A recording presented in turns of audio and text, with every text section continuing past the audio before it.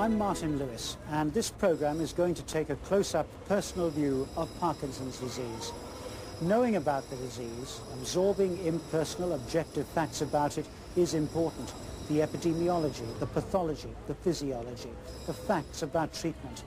But perhaps the most important fact of all is that Parkinson's disease affects people. Men and women from different age groups, different cultures, different social backgrounds, and all with very different needs. True understanding of those needs comes best from feeling an empathy with the people who have the condition and with their carers, with the husbands, wives, relatives and friends who look after them. Now these figures you will be familiar with. Parkinson's disease affects 1 in 1,000 of the general population, 1 in 50 of those over the age of 80. And there are more than 120,000 cases in the UK today. But here's a figure you may be less familiar with. His name is Richard.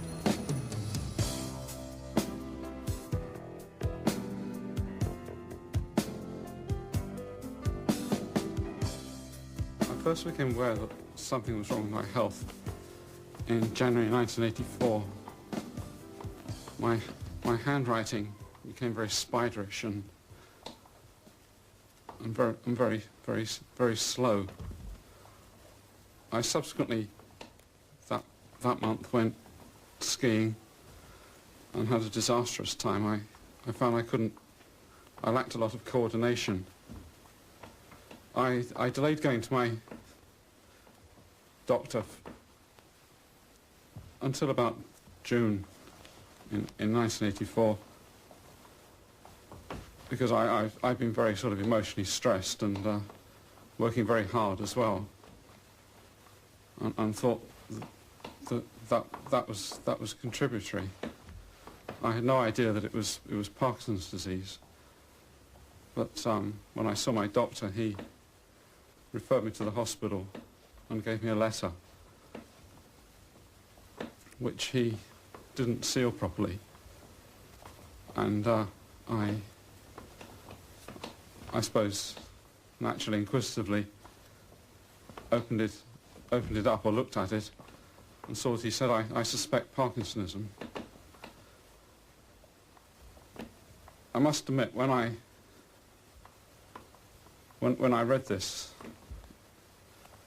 it knocked me for six. You know, I became very low. I thought, you know, it can't be me.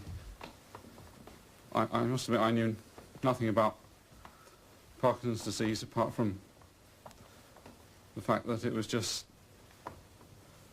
elderly people who got it, and it sort of manifests itself in a tremor. I saw the consultant at the hospital in about August, and he confirmed Parkinson's disease. Suggests that I came back in 3 or 4 months and gave me some medication and virtually left me to it. I subsequently went back to my doctor, my GP, and he diagnosed, well, he referred me, or managed to get an appointment for me at the National Hospital for Nervous Diseases. I mean, the outcome was that it was confirmed as Parkinson's disease, and I was led to believe that once my condition had stabilised, that I'd be able to lead a normal life for many years to come. In fact, one of the neurologists I saw said, you know, within 5 years, you know, you'll be perfectly all right, which this is sadly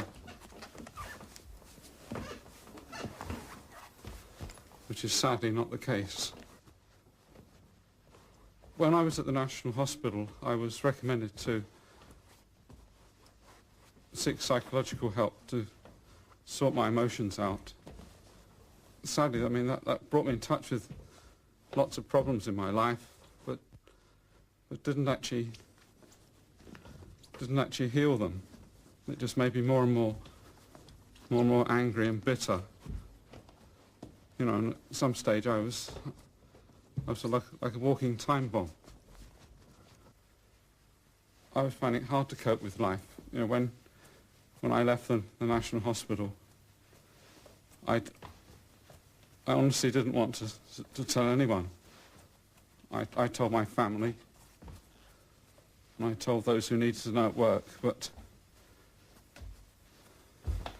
I just couldn't face the reality of it, and just wanted to hide it from people. I feel trapped inside my body. You know, I feel as if I'm not in control of myself. You know, it's almost as if someone or something else is running my life. I also had to give up driving towards the end of last year, and that was very hard to accept. It was almost like the death of a relative, I suppose. When I told my parents, I think they were really shocked. You know, I mean, they didn't know how to respond. Over the last few years, as my conditions deteriorated, I've lost a number of friends who I think just found it very difficult to relate to me, and particularly when I couldn't do, you know, I couldn't get out and about, and I think probably it was too difficult for them to handle emotionally. But I've gained a considerable number in the process. I have one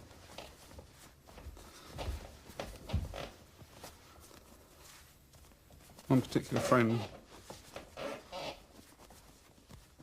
called Louise, who's very supportive to me.